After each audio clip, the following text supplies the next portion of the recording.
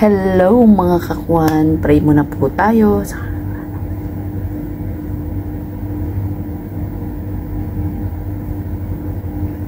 Hello, welcome po sa ating premiere mukbang. Meron tayong sausawan dito, toyo. Oy, hindi makita. Iyon, nakita rin yan. Siyempre, ito yung tofu na may tauge and merong pok choy. And this is the tilapia. So, meron tayong inumin dito, bimto, and we have some water here. So, tara na mga kakwan, let's eat na kasi gutom na rin po ako.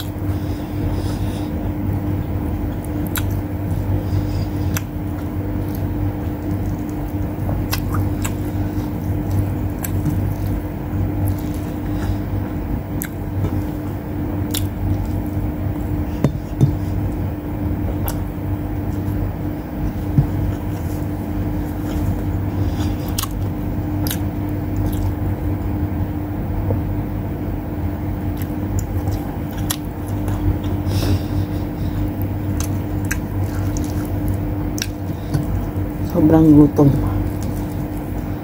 Buti na lang merong ulam. Magsasaing na lang.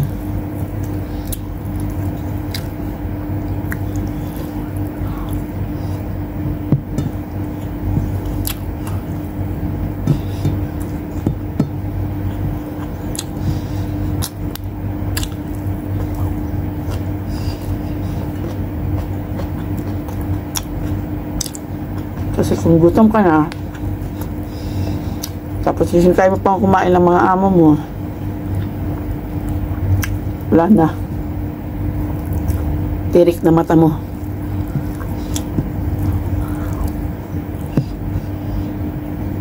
Swerte ka pag may naiwan pang pagkain.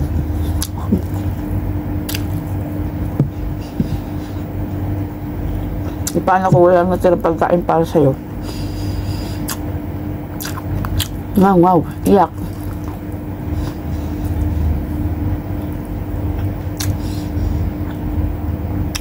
Hindi lahat ng amo mabait.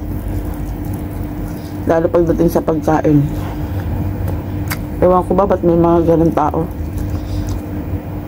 Alam nila nagtatrabaho, may trabahador sila, may mga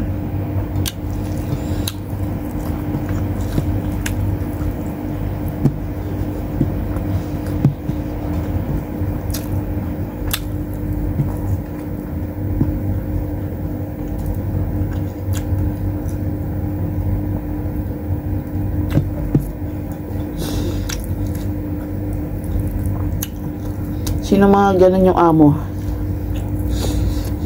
Yung matitira yun na lang kakainin ng mga kasambahay.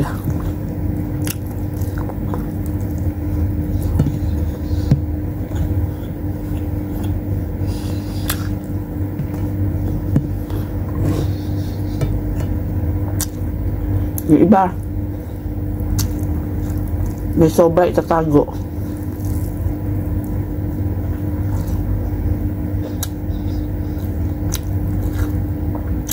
Naturing nga mga nagdadasal ng mga ilang beses sa isang araw. Pero yung ugali, yung iba,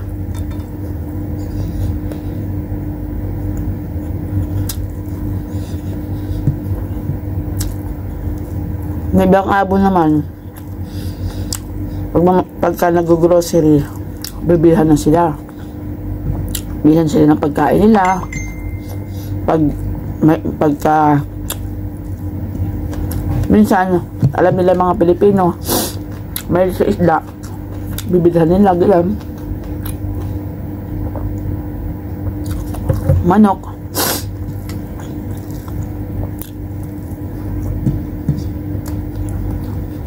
Kumbaga, bahala ka na magluto ng pagkain mo naman. At least may lutuin.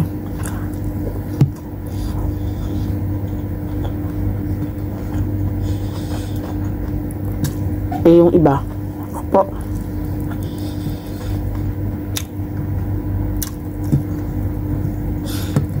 masaklap doon yung kung ano matira yun ang kakainin mo.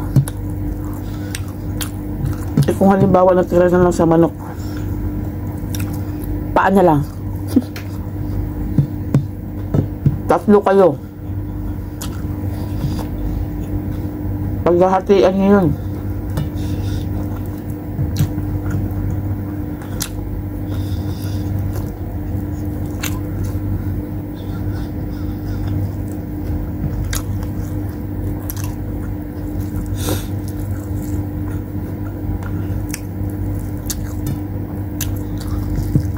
Malakas daw kumain kasi mga Pilipino.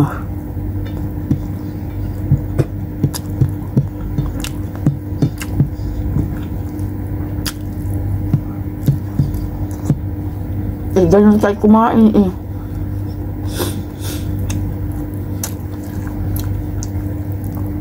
Always rice daw. Huwag na kayo kumuha ng Pilipino.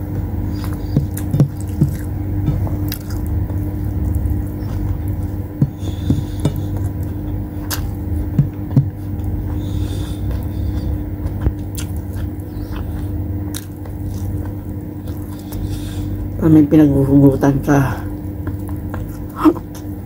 Kaya ako dito, nagluluto ako.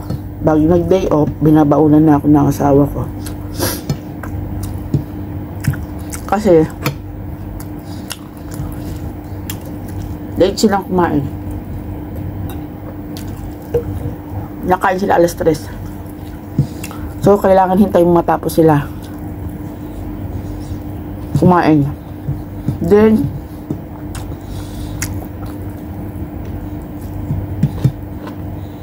kung merong matitira, yun.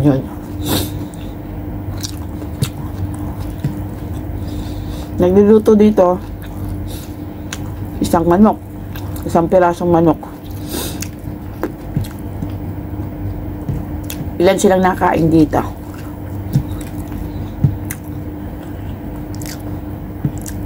Plus katulong.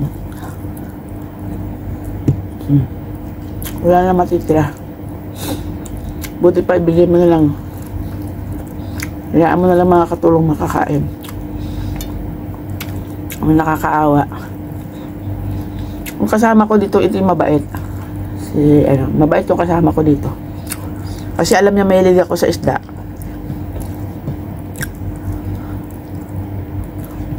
May kumakain din siya ng isda.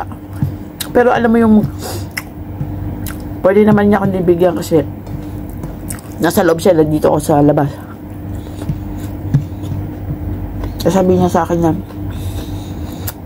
may isda doon, may natira pa. Kung hindi, kainin mo na lang. Hindi, sa'yo yun. So, hindi na. Sa'yo na. Minsan naaabutan ko kumakain sila sa loob. Kasi pumapasok ko doon para magluto ng pagkain ng Casper. Hahatiin niya yun. Napakaliit na lang. Kunwari, ganito lang natira, yung buntutan na lang. Kukuha siya ng kapiraso lang. Sasabihin niya, sa'yo na yan. Sasabihin niya sa akin na lang daw. Sabi, hindi. Ayoko. Ayun na. Tapos na kumain. Sabi, saan ka kumain? Sabi ko, may baon ako. Sabi niya, okay. Ganon. Binibigay ko na lang sa kanila. May pagkain naman ako dito.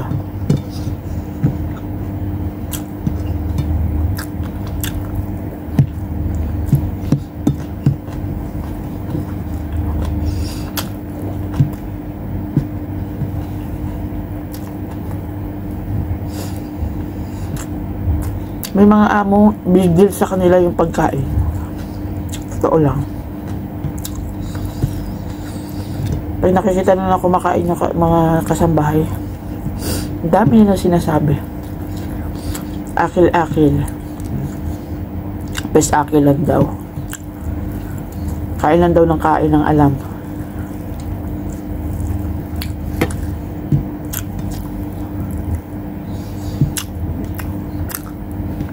Yung isda na yan, tira-tira, yan ay bibigay ko sa pusa.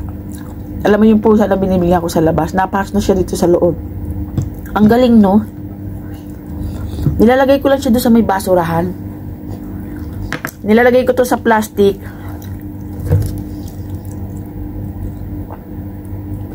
Kasama ng mga pagkain na hindi na kinain ni Casper. Para pagka nagkatapon ako ng basura, nilalagay ko dun sa labas. Kasi ayaw ng amo ko magpakain dito sa loob. Alam niya, napasok pa siya dito nang hihingi. Alam niya na ako nagbibigay. So, ayan mga ako, napahaba na naman tayo. Maraming salamat po sa mga sumusuporta dyan. And God bless you all.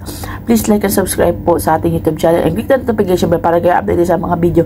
And please, no skip ads na po tayo. Thank you so much. And support each other po tayo. Support po tayo. Support po natin ng mga vlogger na sumusuporta sa atin para naman balikan din po tayo. Ganun lang po yun. Give and take po tayo. Yan lang mga kanya lang. Bye!